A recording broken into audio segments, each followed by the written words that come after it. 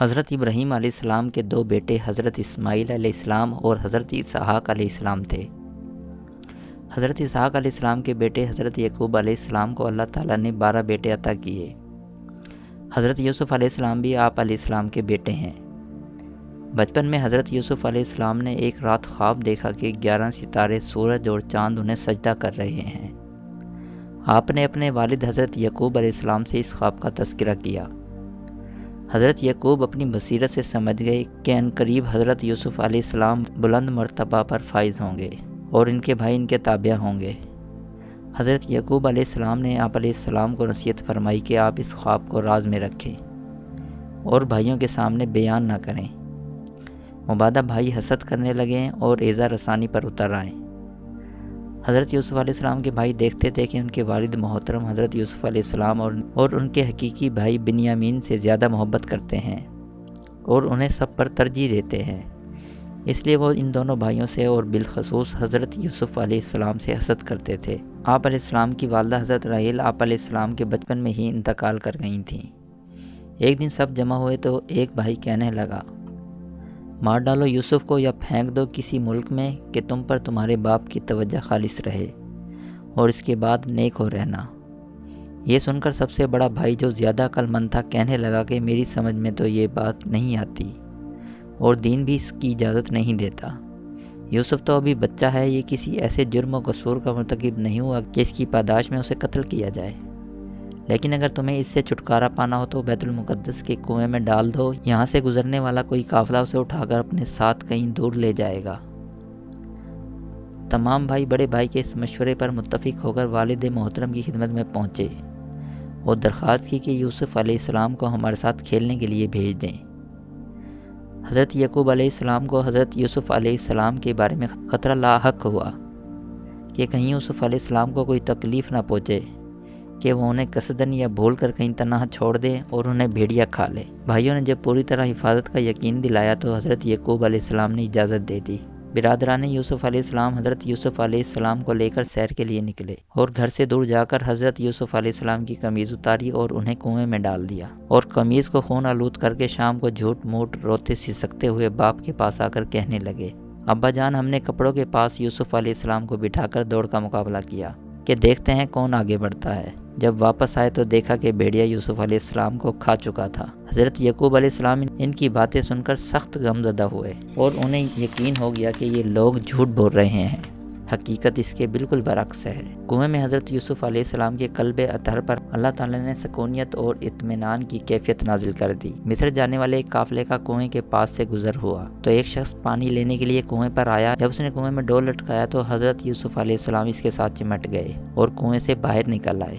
حضرت یوسف علیہ السلام کو دیکھ کر اسے بڑی فرحت اور خوشی ہوئی۔ وہ آپ کو کنویں سے نکال کر اپنے ساتھ لے گیا۔ یوں قافلہ حضرت یوسف علیہ السلام کو ساتھ لے کر مصر کی طرف روانہ ہوا۔ وہاں پہنچ کر آپ کو فروخت کر دیا گیا۔ عزیز مصر نے، جو مصر کا وزیر خزانہ تھا، آپ علیہ السلام کو خریدا۔ عزیز مصر نے جو دیکھا کہ آپ علیہ السلام شریف الاصل اور پاکیزہ صفات کے حامل ہیں تو اپنی بیوی زلیخا کو ہدایت کی کہ آپ علیہ السلام کے ساتھ حسن سلوک سے پیش آئے۔ ان دونوں کے زیر سایہ عیش و عشرت کے ساتھ آپ علیہ السلام کی پرورش ہوئی، حتیٰ کہ آپ علیہ السلام جوان ہو گئے۔ حضرت یوسف علیہ السلام انتہائی حسین و جمیل اور طاقتور جسم کے مالک تھے، لہٰذا عزیز مصر کی بیوی کو آپ علیہ السلام اچھے لگے اور آپ علیہ السلام پر فریفتہ ہو گئی۔ وہ بڑی بن سنور کر آپ علیہ السلام کے سامنے آتی تاکہ اس کی طرف آپ علیہ السلام کا ملان ہو، لیکن آپ علیہ السلام اس سے اعراض کرتے اور نگاہیں جھکا لیتے۔ ایک دن عزیز مصر کی بیوی نے اپنے شوہر کو محل سے باہر نکلتے دیکھ کر خود کو تیار کیا اور تمام دروازے بند کر کے حضرت یوسف علیہ السلام کو گناہ کی دعوت دی۔ آپ علیہ السلام نے انتہائی شدت کے ساتھ انکار کیا اور فرمانے لگے، خدا کی پناہ،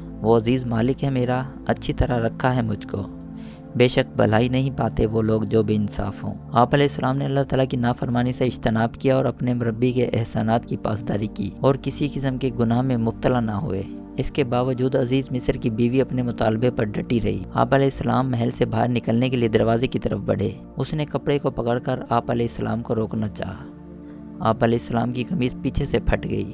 آپ علیہ السلام نے جیسے ہی دروازہ کھول کر باہر نکلے تو عزیز مصر باہر کھڑا تھا۔ عزیز مصر کی بیوی نے خاوند کو سامنے کھڑا پایا تو اپنے عیوب کی پردہ پوشی اور آپ علیہ السلام کو الزام دینے کے لیے کہنے لگی، اور کچھ سزا نہیں ایسے شخص کی جو چاہے تیرے گھر میں برائی، مگر یہی کہ قید میں ڈالا جائے یا دردناک عذاب دیا جائے۔ آپ نے تہمت کی نفی کرتے ہوئے ارشاد فرمایا، اسی نے خواہش کی مجھ سے۔ عزیز مصر کی بیوی کے خاندان میں سے ایک شاہد نے یہ معاملہ نپٹاتے ہوئے کہا کہ قمیض دیکھ لی جائے، اگر وہ سامنے سے پھٹی ہوئی ہے تو عورت سچی ہے اور آپ علیہ السلام جھوٹے ہیں، اگر قمیض پشت کی جانب سے پھٹی ہوئی ہے تو آپ علیہ السلام سچے ہیں اور عورت جھوٹی ہے۔ جب عزیز مصر نے قمیض کو دیکھا کہ وہ پیچھے سے پھٹی ہوئی ہے تو اسے یقین ہو گیا کہ اس کی بیوی جھوٹ بول رہی ہے اور یوسف علیہ السلام تہمت سے بری ہیں۔ تو عزیز مصر نے آپ علیہ السلام سے درخواست کی کہ اس واقعہ کو راز میں رکھیے اور اس کا کسی سے ذکر نہ کیجیے، اور اپنی بیوی سے کہنے لگا، عورت تو بخشوا اپنے گناہ، بے شک تو ہی گناہ گار تھی۔ اس واقعہ کا شہر میں چرچا ہوا، عورتوں نے بھی اس واقعہ کو سنا اور انہوں نے اپنا موضوع سخن ہی حضرت زلیخا کا یہ فعل بنا لیا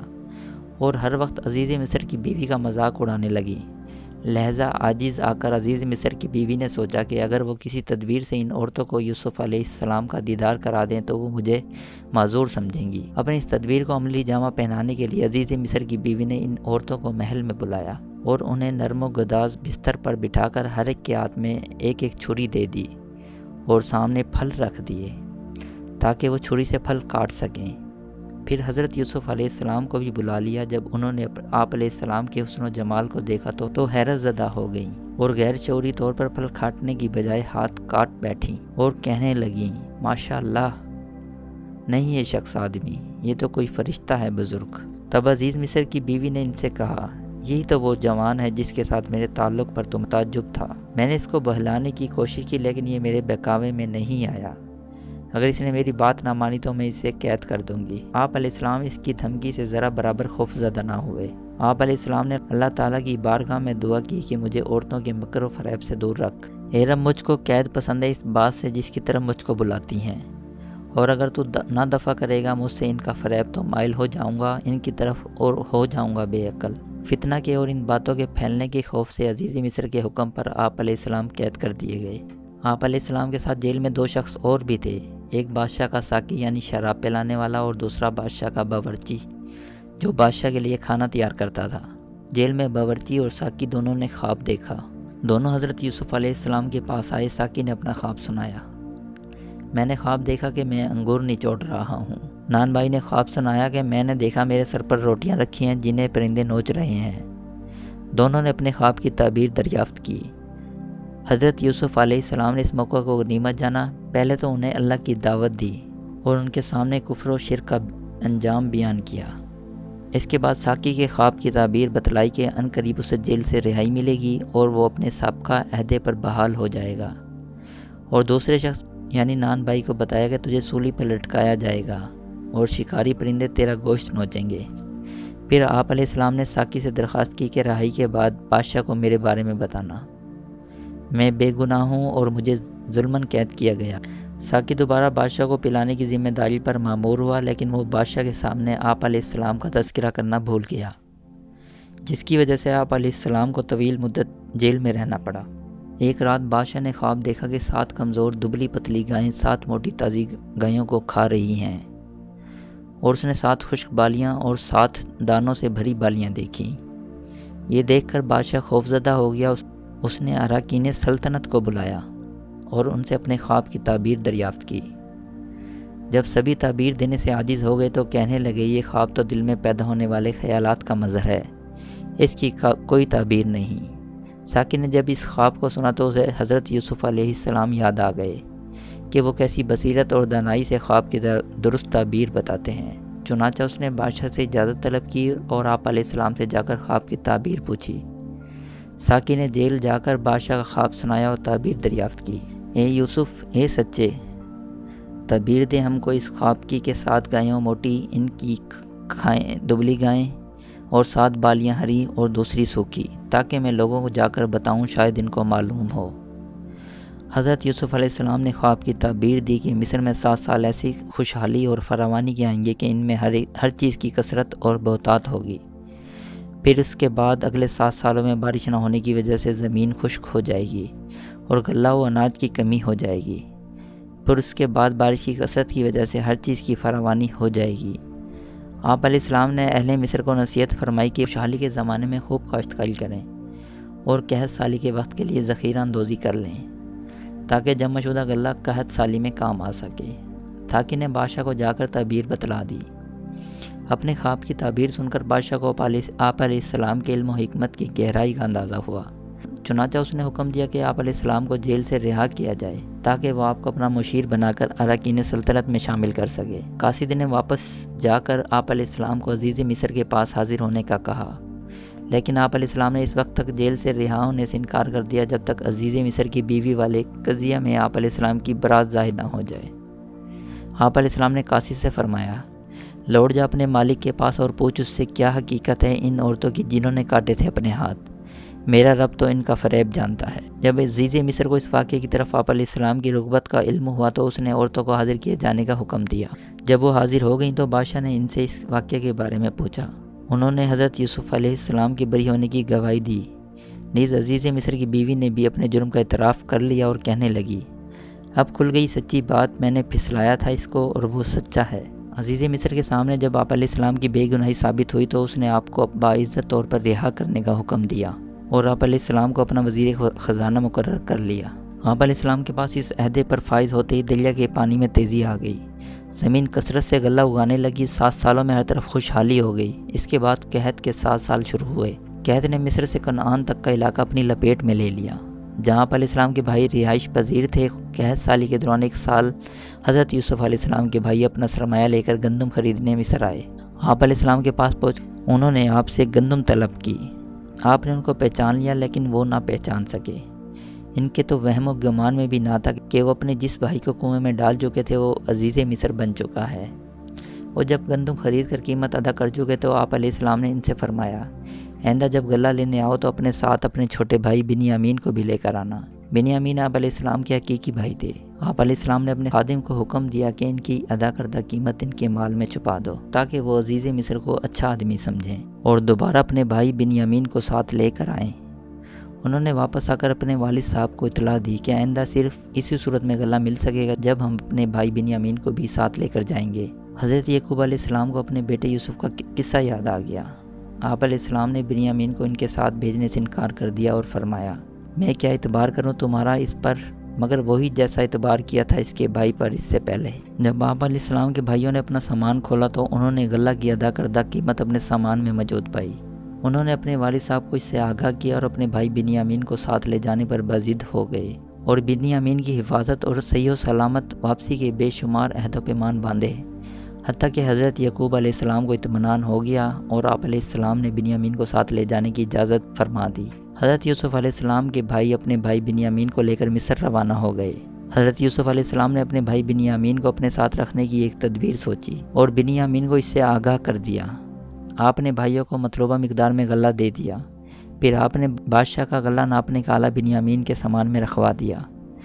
جب قافلہ روانہ ہونے لگا تو منادی نے اعلان کیا کہ بادشاہ کا غلہ ناپنے کا آلہ چوری ہو گیا ہے۔ اس وقت چور کی سزا یہ تھی کہ چور جس شخص کا سامان چوری کرتا وہ اس کا غلام بنا دیا جاتا۔ سرکاری اہلکاروں نے جب سامان کی تلاشی لی تو غلہ ناپنے کا آلہ بنیامین کے سامان سے برآمد ہوا۔ اس پر یہ فیصلہ ہوا کہ بنیامین وزیر مصر کے پاس رہیں گے اور واپس نہ جا سکیں گے۔ بھائی اب اس سوچ میں پڑ گئے کہ وہ بنیامین کے بغیر باپ کو کیا منہ دکھائیں گے، جبکہ وہ اپنے والد صاحب سے بنیامین کی بحفاظت واپسی کا پختہ عہد کر چکے تھے۔ چنانچہ انہوں نے حضرت یوسف علیہ السلام سے درخواست کی کہ وہ بنیامین کے بدلے ان میں سے کسی کو رکھ لیں۔ بڑا بھائی خاص طور پر اصرار کرنے لگا اور کہنے لگا کہ وہ بنیامین کے بغیر ان کے ساتھ واپس نہیں جائے گا، مگر حضرت یوسف علیہ السلام نے ان کی درخواست مسترد فرما دی اور فرمایا، اللہ پناہ دے کہ ہم کسی کو پکڑیں مگر جس کے پاس پائیں ہم اپنی چیز، تو ہم ضرور بے انصاف ہوئے۔ حضرت یوسف علیہ السلام کے بھائی نا امید ہو کر واپس لوٹے اور انہوں نے آپ علیہ السلام کو نہ پہچانا۔ واپس آ کر انہوں نے حضرت یعقوب علیہ السلام کو اس سارے واقعہ کی اطلاع دی۔ آپ علیہ السلام نے اس بات کی بھی تصدیق نہ فرمائی اور فرمایا، کوئی نہیں، بنا لی ہے تمہارے جی نے ایک بات، اب صبر ہی بہتر ہے۔ حضرت یعقوب علیہ السلام کو اپنے بیٹے حضرت یوسف علیہ السلام کا غم تازہ ہو گیا۔ آپ علیہ السلام بہت زیادہ روئے، یہاں تک کہ آپ علیہ السلام کی بصارت جاتی رہی۔ آپ علیہ السلام کے بیٹے آپ علیہ السلام کو تسلیاں دیتے رہے کہ خود پر ترس کھائیں اور اس قدر غمگین نہ ہوں۔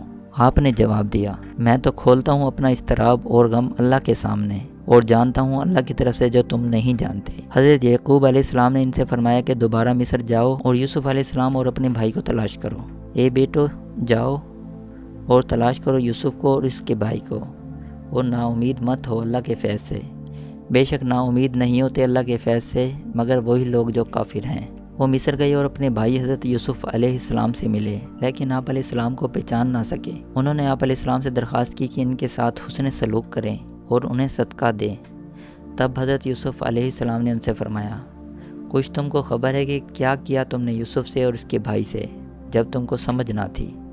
وہ حضرت یوسف کو پہچان گئے اور تعجب کے ساتھ آپ علیہ السلام سے دریافت کیا، کیا سچ تو ہی ہے یوسف؟